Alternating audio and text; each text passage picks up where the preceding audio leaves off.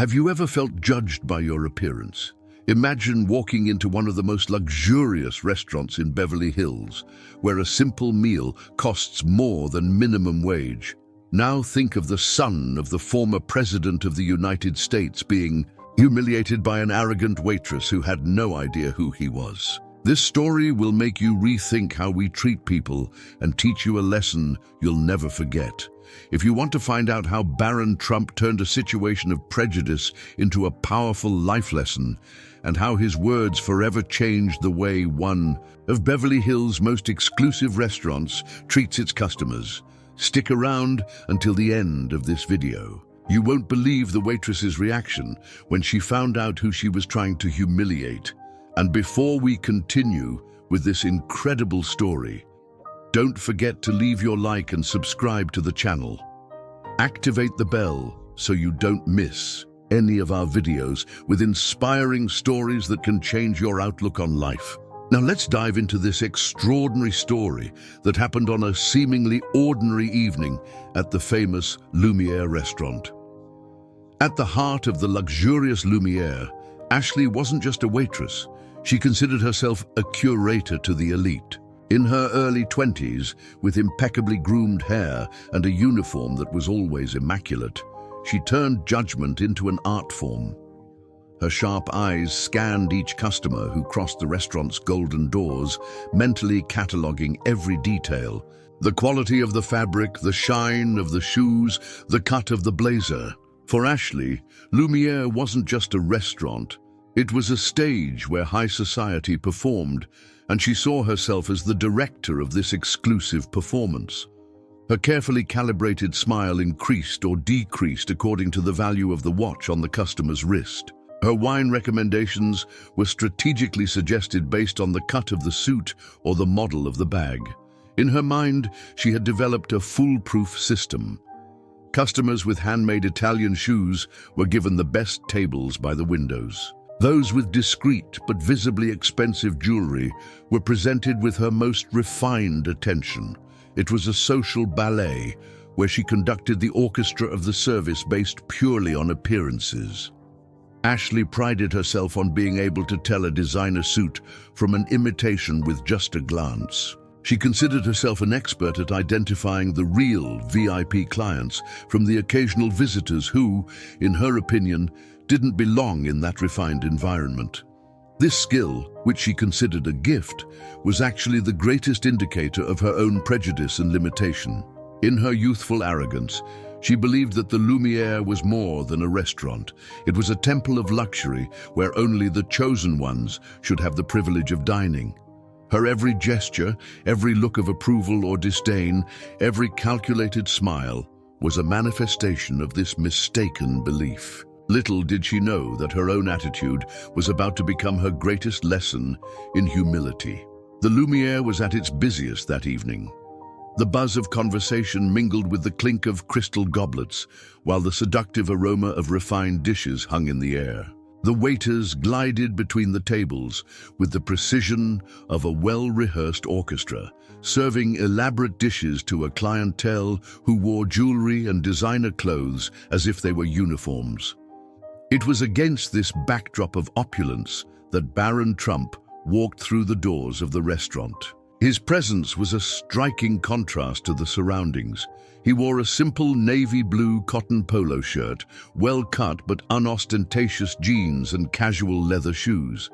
Despite his impressive height of 2.01 meters and naturally elegant posture, a legacy of years of privileged upbringing, his stripped-down appearance made him practically invisible in that temple of luxury.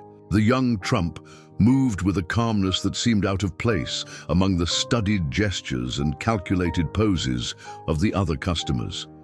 His face, which often featured on magazine covers alongside his father, was partially covered by a discreet cap, as if he wanted to go unnoticed. His eyes observed his surroundings with genuine curiosity, without the arrogance that many would expect from someone of his status.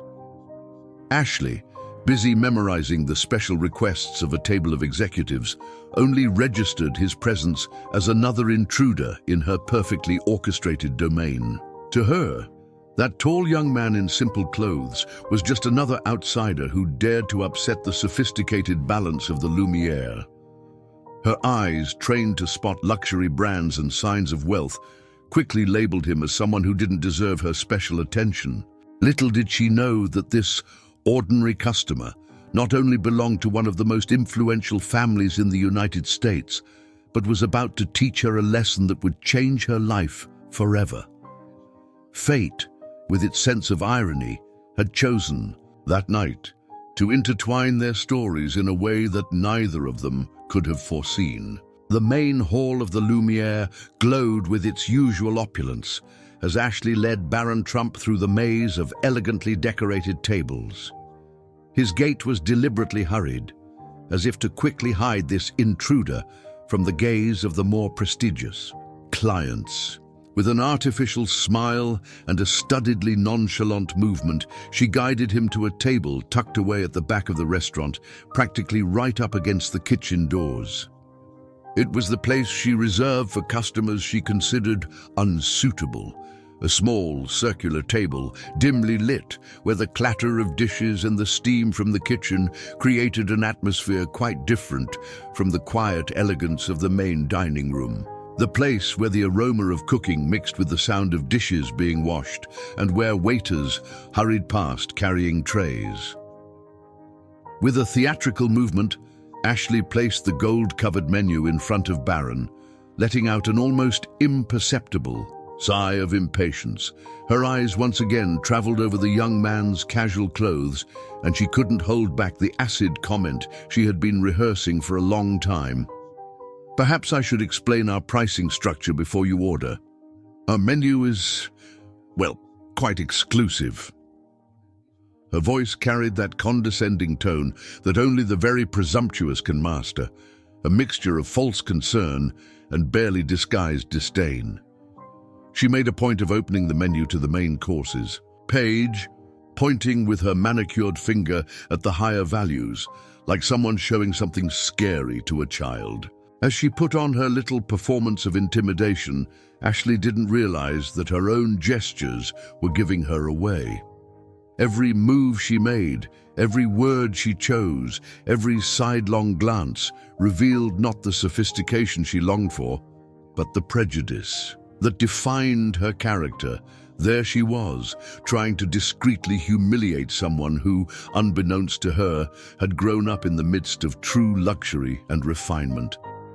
A tense silence hung in the air as Ashley watched Barron Trump study the golden menu with a tranquility that irritated her deeply. Her fingers drummed impatiently on the small tray she held as she waited for the moment that in her mind would be her small victory over this inadequate customer.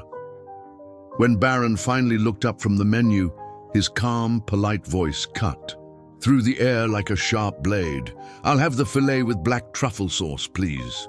A brief pause, and then he added, "And to go with it, I'd like a bottle of Chateau Lafite Rothschild 2010. Ashley's smile turned into a caricature of false concern. With a sugary tone that barely disguised her disdain, she leaned in slightly. "Oh dear, perhaps I should mention that the filet with truffles is our most exclusive dish. And as for Chateau Lafite..." She paused dramatically, savoring every word. "Well, it's one of the most expensive wines in our cellar. Are you sure you wouldn't prefer to see some more affordable options?" His eyes shone with anticipatory satisfaction, hoping to see the young customer cringe with embarrassment or quickly change his order to something more modest. To his growing frustration, Barron just smiled serenely, as if the astronomical price of the dinner was just an insignificant detail in his evening. What infuriated Ashley most was the complete absence of insecurity in his gestures.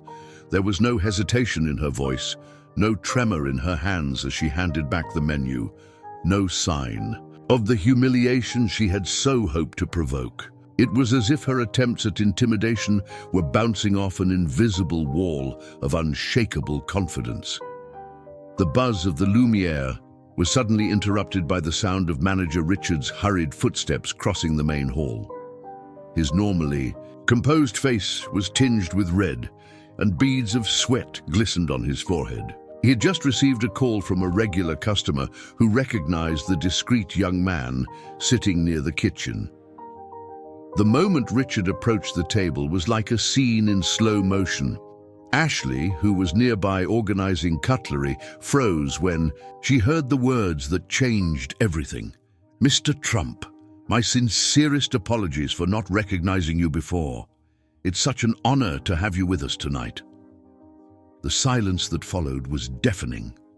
Cutlery stopped clinking, conversations ceased, and all eyes converged on the table at the back of the restaurant. Barron Trump, with his impressive height of 2.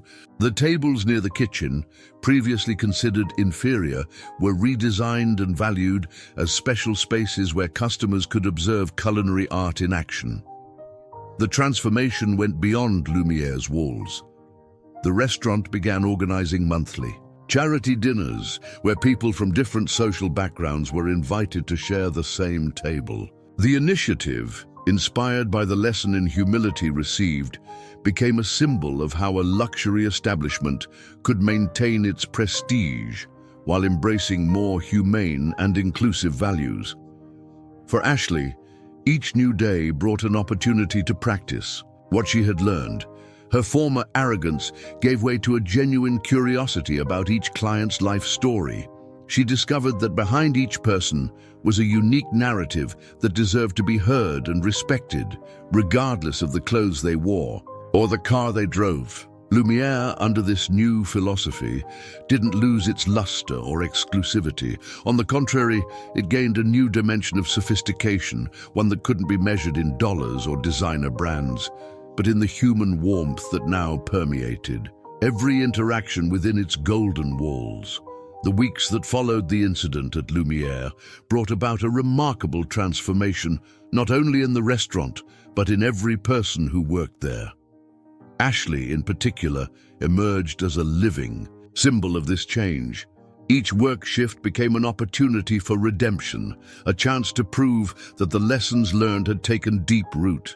The old Ashley, who measured people's worth by the shine of their watches, gave way to a professional who found genuine pleasure in discovering the stories behind each face.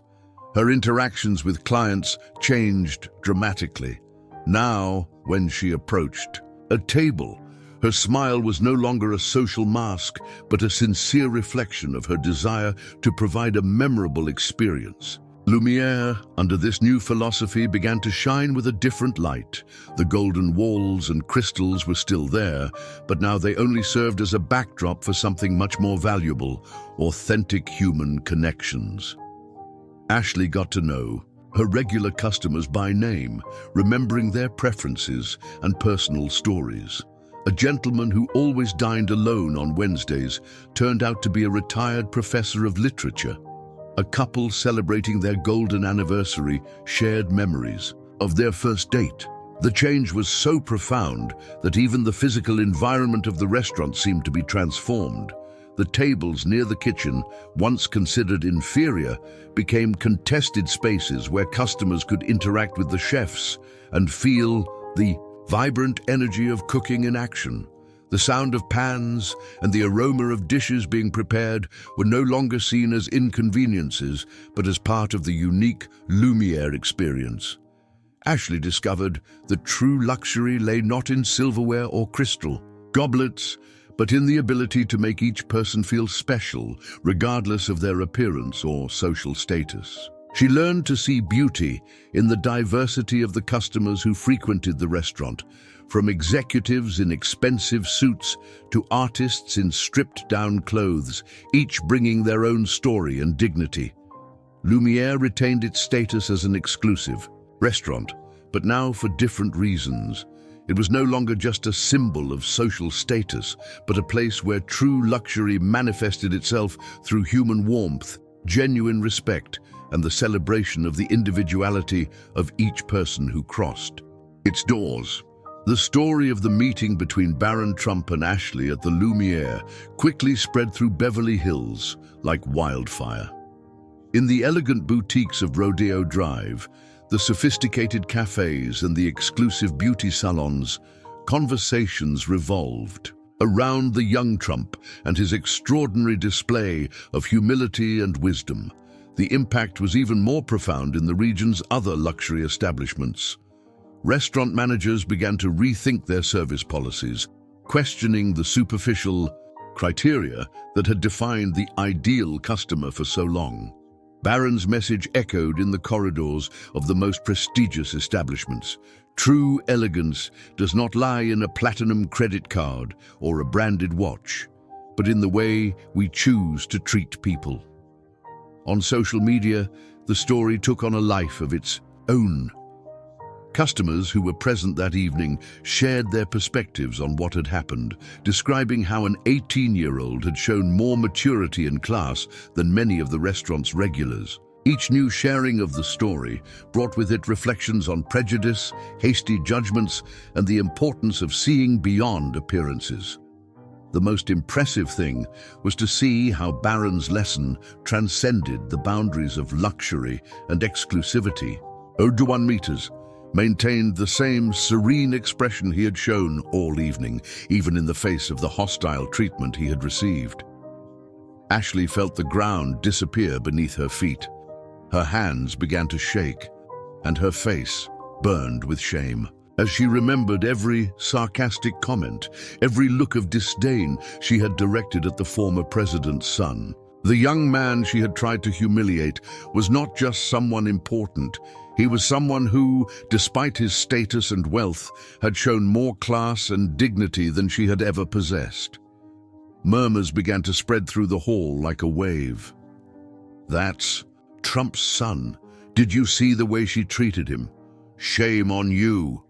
Each whisper was like a needle piercing the bubble of superiority that Ashley had built around herself. The contrast between Barron's humility and his own arrogance became painfully clear.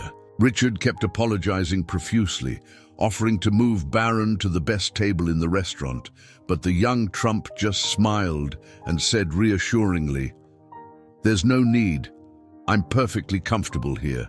The food is excellent." His response, laden with a natural dignity, only served to amplify Ashley's shame. At that moment, the entire value system Ashley had built up, judging people by their clothes, their apparent status, their visible possessions, collapsed like a house of cards. Here was someone who could have demanded the best treatment from the start, but chose to endure her hostility with grace and dignity. The silence that overtook the Lumiere was almost palpable. All eyes were on Barron Trump, waiting for his reaction. The moment was tense. Anyone in his position could easily use his power and influence to humiliate Ashley or demand his immediate resignation. However, what followed demonstrated a nobility of character rarely seen. Barron slouched in his chair, his imposing height contrasting with the gentleness in his gaze. When he began to speak, his voice was calm and controlled, without a trace of resentment. "You know, in my life, I've learned that titles and fortunes are only temporary labels. A person's true character is revealed in the way they treat those who seemingly have nothing to offer them." His words reverberated around the room as the cutlery remained still and conversation ceased completely. With a wisdom that seemed beyond his years, he continued, "It doesn't matter who someone is or how much they can pay. What matters is how we choose to treat people. Every person who walks through that door carries a story, dreams, and dignity that deserve respect." The impact of his words was visible on the faces of everyone present. Some customers nodded in silent approval. Others lowered their eyes in thought. Ashley, still paralyzed by shame, felt every word as a profound lesson in humanity. Barron wasn't just talking about that night. He was sharing a philosophy of life that challenged the very essence of the elitism that Lumiere represented. With the same calmness with which he'd endured the hostile treatment throughout the evening, he concluded, "True elegance lies not in the clothes we wear or the places we go, but in the ability to treat every human being with dignity and respect. This is the only measure of character that really matters. In the days following the incident with Barron Trump, Lumiere underwent a quiet revolution. Richard, the restaurant manager, called an extraordinary meeting with all the staff in the main hall before opening time. The sumptuous atmosphere of the restaurant, with its crystal chandeliers and golden tapestries, seemed more solemn than ever. In an emotional speech, Richard shared his vision for a new Lumiere. It would no longer be just a temple of luxury gastronomy, but a place where service excellence would be measured by the ability to make each person feel truly special, regardless of their appearance or social status. The training program, called Dignity in Service, was structured in modules that went far beyond traditional service techniques. It included workshops on non-verbal communication, case studies on unconscious bias, and practical exercises. In empathy, employees were encouraged to share their own experiences with discrimination and to reflect on how small gestures can profoundly impact a customer's experience. Ashley, still processing her own transformation, surprised everyone by volunteering not only as a participant but as a spokesperson for the program. Her personal story of change became a powerful example to her colleagues. In her own words during one of the training sessions, she shared how that night had shattered her preconceptions about success and human value. The restaurant implemented new policies. Employees were now evaluated not only for technical efficiency, but also for their ability to create genuine connections with customers. In Beverly Hills schools, offices, and community meetings, his story was told as a powerful example of how true character is revealed not in moments of glory, but in situations of adversity. Her calm reaction to prejudice became a model of behavior, especially for young people in the area. In the weeks that followed, Beverly Hills witnessed a subtle but significant change in the way people treated each other. It was as if the city had received a gentle reminder that behind the luxurious facades and carefully cultivated appearances, there was something much more valuable: the ability to treat every human being with dignity and respect. Meeting Barron Trump at Lumiere left deep scars that extended far beyond that memorable evening. For Ashley, every working day became an opportunity to honor the lesson she had received. Her hands, once so quick to judge, now moved with gentleness as she served each customer, regardless of their appearance. At the restaurant's morning meetings, Ashley began to share her reflections with the team. She described how she had realized that each person who walked through Lumiere's golden doors carried with them not just wallets and credit cards, but dreams, stories, and dignity. Her words, once sharp as razors, became bridges of connection with customers. The most significant transformation occurred in his own outlook on life. Luxury, which previously represented only material goods and social status, took on a new meaning in her heart. She discovered that true luxury lay in sincere smiles, genuine conversations, and the ability to make each person feel special regardless of their bank account. Customers began to notice the change in Ashley. Her interactions, once mechanical and calculated, became moments of authentic connection. She learned to listen to the stories behind each order, to celebrate special moments with sincerity, and to offer comfort on her customers' difficult days. Service stopped being a rehearsed performance and became a genuine expression of care. In her personal reflections, Ashley realized that true elegance did not lie in impeccable uniforms or studied gestures, but in the ability to see the humanity in each person. Her old masks of superiority fell away, revealing a more humane and fulfilled professional. Lumiere was no longer just her workplace. It had become a stage for her own personal transformation. That night at Lumiere, a simple visit from Barron Trump turned into a lesson that echoed far beyond the restaurant's golden walls.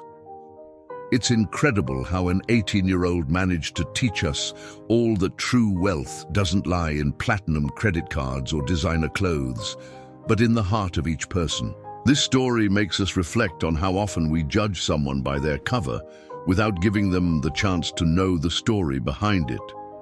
Barron Trump could have used his power and influence to humiliate Ashley, but he chose the path of kindness and wisdom, proving that true nobility lies not in the surname we bear, but in the choices we make.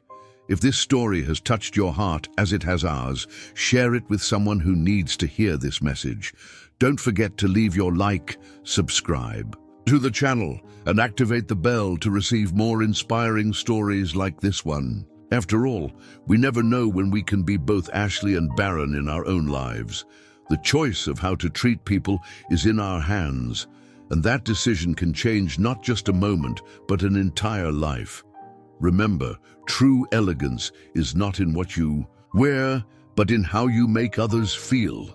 And you, what lesson will you take from this story into your life?